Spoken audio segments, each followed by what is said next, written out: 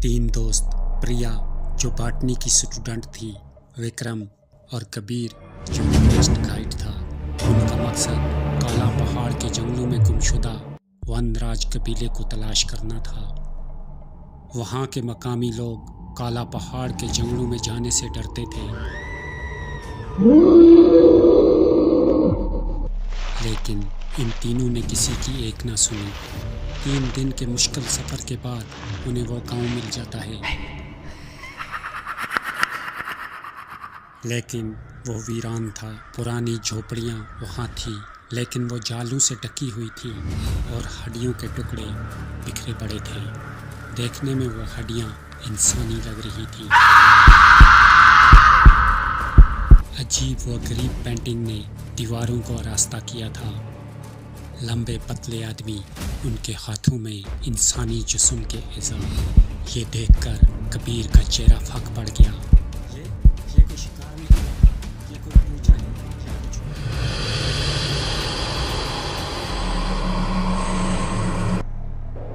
उसी रात जब वो कैंप लगा रहे थे, प्रिया को झाड़ियों में सरसराहट महसूस हुई। उसने जल्दी से अपनी टार्च ऑन की और देखा, वहाँ एक आदमी खड़ा था। उसके बाल लंबे और उलझे हुए थे। उसकी आंखें सबसे ज्यादा खौफनाक थीं। उसकी आंखों में गहरी भूख दिखाई दे रही थी। वो आदमी न चीखा और न कुछ बोला, बस धीरे से अपना हाथ बढ़ाया और फिर झाड़ियों में गायब हो गया। लेकिन वो अकेला नहीं था। पूरी रात वो कैंप के इर्द गिर्द घूमते रहे।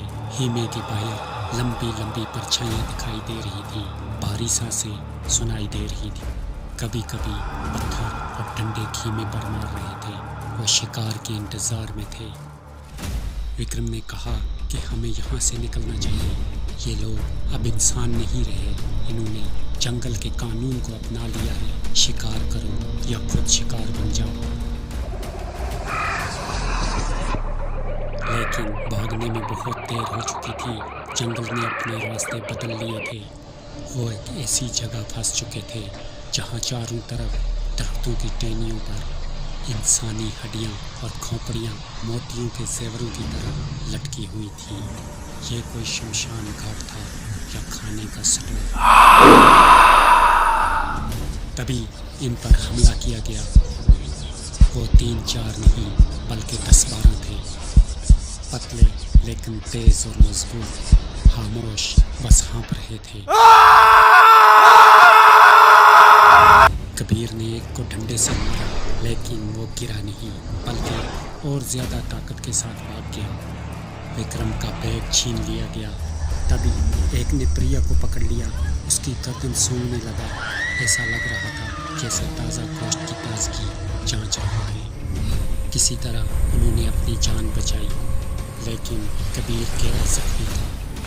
इसके हाथ पर नाखूनों के गहरे निशान थे, जिससे काला और लाल खून बह रहा था। जंगल में भागते हुए उनकी नज़र एक कार पर पड़ी। जब वो कार के अंदर दाखिल हुए तो उन्हें मालूम हुआ कि शायद ये कोई पुराना मंदिर दफन है।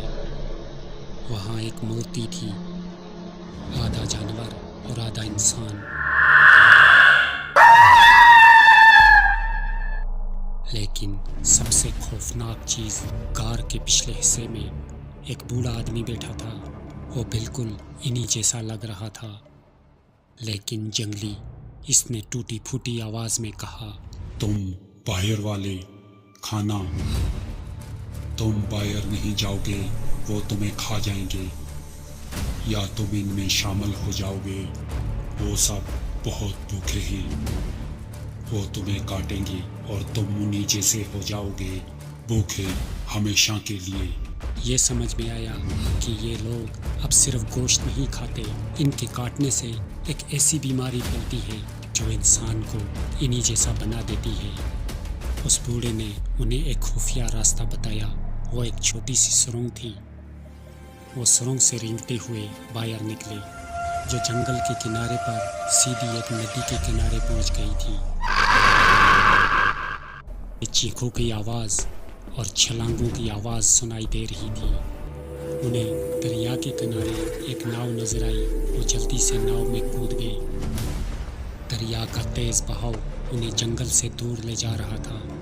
परिया ने सुकून का सांस लिया। विक्रम ने कबीर की जख्म पर पट्टी बांध दी, लेकिन फिर कबीर ने अपने हाथ की तरफ देखा। जिल्लत सख्त और सफ़ेद हो रही थी। इसकी आंखों में अचानक एक चमक नमूदार हुई। इसने विक्रम की तरफ देखा और इसकी नज़र विक्रम के गले पर पड़ी। एक लम्हे के लिए इसके चेहरे पर भूख के आसार नमूदार हुए। विक्रम घबरा गया। कबीर, तुम ठीक हो? कबीर ने आस्था से सर हिलाया और मुस्कुराया, लेकिन उसकी मुस्कुराहट ठीक नहीं लग रही थी। हाँ, मैं ठीक हूँ, लेकिन बहुत भूख लग रही है। क्या कबीर अब भी इनका दोस्त है, या वो इनमें शामिल हो गया है? जब वो तीनों शहर पहुंचेंगे तो क्या ये भूख इनके साथ आएगी? अगले एपिसोड में देखिए कि कैसे एक इंसान से दानव बनने की कहानी शुरू होती है।